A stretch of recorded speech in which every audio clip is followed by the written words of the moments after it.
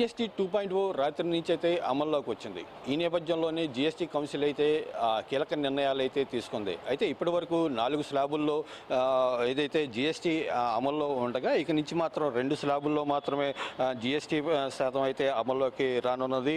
ఈ నేపథ్యంలోనే కొత్త జీఎస్టీ అమలుతోటి మాత్రం 200 పైగా వస్తువులు పై మాత్రం పన్ను శాతం తగ్గనుంది. కేంద్ర ప్రభుత్వం తీసుకున్న నూతన జీఎస్టీ విధానం ఇటు తోటి మాత్రం పేద మధ్యతరగతి ప్రజలతో పాటు సామాన్య వర్గాలకు మాత్రం కేంద్ర ప్రభుత్వం అయితే ఊరటనిచ్చిందని చెప్పుకోవచ్చు. అయితే గతంలో 12% స్లాబుల్లోని 99% వస్తువులు మాత్రం 5% స్లాబుల్లోకి వస్తుండగా 28% స్లాబుల్లోకి ఉన్న వస్తువులు మాత్రం 18% స్లాబుల్లోకి అయితే రానున్నాయి. అయితే నూతన జీఎస్టీ విధానంలో మాత్రం ఆహారానికి సంబంధించిన ఉత్పత్తులతో పాటు పాల ఉత్పత్తులు, వ్యక్తిగత సంరక్షణ, గృహోపకరణ, ఎలక్ట్రానిక్స్ వెహికల్స్తో పాటు ఏదైతే దుస్తులు, ఫుట్వేరు, విద్యతో సంబంధించిన సామాగ్రితో పాటు ఆరోగ్యానికి సంబంధించిన సామాగ్రితో పాటు ఏదైతే వీటికి సంబంధించిన మొత్తం 200 పైగా వస్తువులు మాత్రం ధరలు అయితే తగ్గనున్నాయి. అయితే ప్రభుత్వం తీసుకున్న నూతన జీఎస్టీ విధానం పట్ల మాత్రం ఇటు ప్రధానంగా పేద మధ్య తరగతి సామాన్య ప్రజలను దృష్టిలో పెట్టుకొని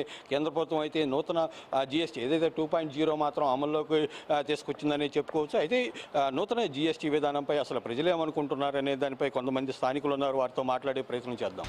ఇది చాలా మంచి అవకాశం.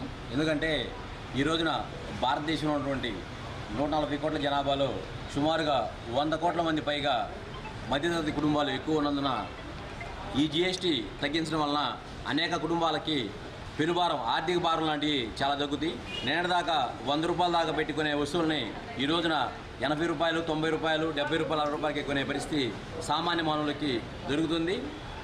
అదేవిధంగా ఈ రోజున మధ్యతరగతి కుటుంబాల్లో ఫ్యాన్లు కానీ, చిన్న కుటుంబాలకైతే కనుక బళ్ళు ఇటువంటివి చాలా అవసరము. మరి ఇట్లాంటి వస్తువులు కొనుక్కోవాలంటే నిన్నటిదాకా 15,000 నుంచి 20,000 రూపాయల పైన ఎక్స్ట్రా పడే భారాన్ని ఈ యొక్క జిఎస్టీ ద్వారా ఒక బండి, చిన్న బండి దగ్గరగా 90,000 పైన ఉండే బండిని ఈ రోజున 70,000 రూపాయలకే ఇస్తామని కంపెనీలు కూడా చాలా ప్రకటనల ద్వారా తెలియపరుస్తున్నాయి. అది చాలా మధ్యతరగతి కుటుంబాలకి చాలా ఉపయోగకరం. అదేవిధంగా ఫ్యాన్లు ఈ రోజున ప్రతి ఇంటికి కూడా ఫ్యాన్లు చాలా నిత్యావసరం. మరి అట్లాంటి ఫ్యాన్లు కూడా ఈ రోజున 400 నుంచి 600 రూపాయల దాకా కంపెనీ ఫ్యాన్ మీద కూడా రేట్లు తగ్గే అవకాశాలు ఉంటాయి. అదేవిధంగా నిత్యావసరాలు ఏమైతే ఉన్నాయో ఉప్పు లాంటి వస్తువులు కానీ అనేక వస్తువుల పైన కూడా ఈ రోజున చాలా భారం తగ్గి పేద కుటుంబాలకి చాలా ఉపయోగంగా ఉండి, ఎందుకంటే ఈ రోజున నిరుపేద కుటుంబాలు కానీ మధ్యతరగతి కుటుంబాలు కానీ బతకాలంటే నెలకి 15 నుంచి 20,000 రూపాయలు ఖర్చు పెట్టే పరిస్థితి ఉంది. మరి అట్లాంటి ఈ రోజుల్లో ఈ జీఎస్టీ తగ్గడం వలన నా చేసి సుమారుగా 10 నుంచి 10,000 రూపాయల లోపే మనం ఒక కుటుంబాన్ని పోషించుకోవచ్చని నేను అనుకుంటున్నాను. ఇటువంటి జీఎస్టీలు తగ్గించి మన దేశంలో సంస్కరణలకి ఆద్యం చేసినటువంటి ప్రధానమంత్రి నరేంద్ర మోడీ గారికి, అదేవిధంగా కేంద్ర ఆర్థిక మంత్రి నిర్మలా సీతారామన్ గారికి ధన్యవాదాలు తెలియజేస్తున్నాను. అయితే నూతన జీఎస్టీ విధానంతో మాత్రం ఇటు పేద మధ్య తరగతి ప్రజలకు మాత్రం ఉపశమనం కల్పిస్తుందని చెప్పేసి ఇచ్చిన 2.0 జీఎస్టీ వల్ల మీకు ఎలాంటి మేలు కలిగే అవకాశం ఉందంటున్నారు? నా కుటుంబానికి పోషణ నేనే ఇవ్వాలి. ఈ జీఎస్టీ తగ్గింపు ధరల వల్ల సబ్బులు కానీ ఇంకా ఏవైనా సరే ఏవైతే జీఎస్టీ తగ్గించారో అవన్నీ ఇంతకుముందు కొనలేని పరిస్థితి. అంటే ఒకటి కొంటే చాలా అయిపోయాక వేరే తీసుకుందాము అనే పరిస్థితి. ఈరోజు అయితే 2-3 కొనే పరిస్థితిలో ఉన్నాం కాబట్టి నాలాంటి ఒంటరి మహిళకి ఈ జీఎస్టీ రేట్లు తగ్గించడం చాలా ఉపయోగకరంగా ఉందండి, చాలా సంతృప్తికరంగా ఉంది. అంటే ప్రధానంగా అసలు ఎట్లా బేరేజ్ చేసుకుంటారు? గతంలో 4 స్లాబులు ఉండేది, ఇప్పుడు 2 స్లాబులకు వచ్చింది.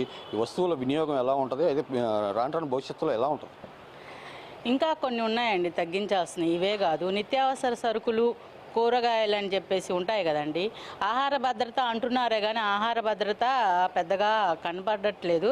ఆహార భద్రత అనేది కూడా పూర్తిగా కనుక కేంద్ర ప్రభుత్వం మనకి అమలు చేయగలిగితే నాలాంటి ఒంటరి మహిళలు కష్టపడి పిల్లల్ని పెంచుకోగల పరిస్థితి, కుటుంబాన్ని నెట్టుకోని రాగల పరిస్థితి చాలా ఎక్కువగా ఉంటుంది. ఇలా ఇప్పుడంటే నిత్యావసర ధరలు కొన్ని పెరిగే ఉన్నాయి, తగ్గలేదు. అవి లేక అలా పెరగడం వల్ల కొంచెం అడ్జస్ట్ అయి తింటున్నాము. అదే కనుక అవి కూడా తగ్గితే దీనితో పాటుగా మేము కడుపు నిండా తినగలిగే పరిస్థితి, మా పిల్లలకు కడుపు నిండా తిన్నైనా పెట్టుకోగలిగిన పరిస్థితికి రాగలుగుతాము. నూతన జిఎస్టీ 2.0 విధానం వల్ల మాత్రం ఇటు మహిళలకైతే పూర్తిగా మేలు జరుగుతుంది. ఇప్పటికే పెరిగిన నిత్యావసర ధరల నుంచి మాత్రం కాస్త ఉపశమనం కలుగుతుందని చెప్తున్నారు. మరోవైపు సార్ చెప్పండి, రాత్రి నుంచి అమల్లోకి వచ్చిన కేంద్ర ప్రభుత్వం అమలు చేసిన 2.0 పట్ల ఇటు ప్రజల్లో మీకు ఎలాంటి అభిప్రాయం? కేంద్ర ప్రభుత్వం ప్రవేశపెట్టిన జిఎస్టీ తగ్గింపు ధరలు పేద మధ్యతరగతి కుటుంబాలకి ఎంతో ఉపయోగకరంగా ఉంటుందండి. ఇప్పుడు ఇంతకుముందు ఉన్న కందిపప్పు, చింతపండు, నిత్యావసర సరుకులు కొంచెం తారాస్థాయిలో బాగా ఎక్కువగా ఉండేవి. ఇప్పుడు జిఎస్టీ తగ్గింపు ధర వల్ల కొంచెం 18% నుంచి 20% వరకు తగ్గింపు ధరలు ఉండటం వల్ల మా బోటి వాళ్ళకి ఎంతో వెసులుబాటు కలుగుతుంది. అట్లాగే ఎలక్ట్రానిక్స్ కానీ, బైకులు కానీ ఇవన్నీ రేట్లు తగ్గటం వల్ల మాకు ఎంతో ఉపయోగకరంగా ఉంటుందని మేము కోరుకుంటున్నాం సార్.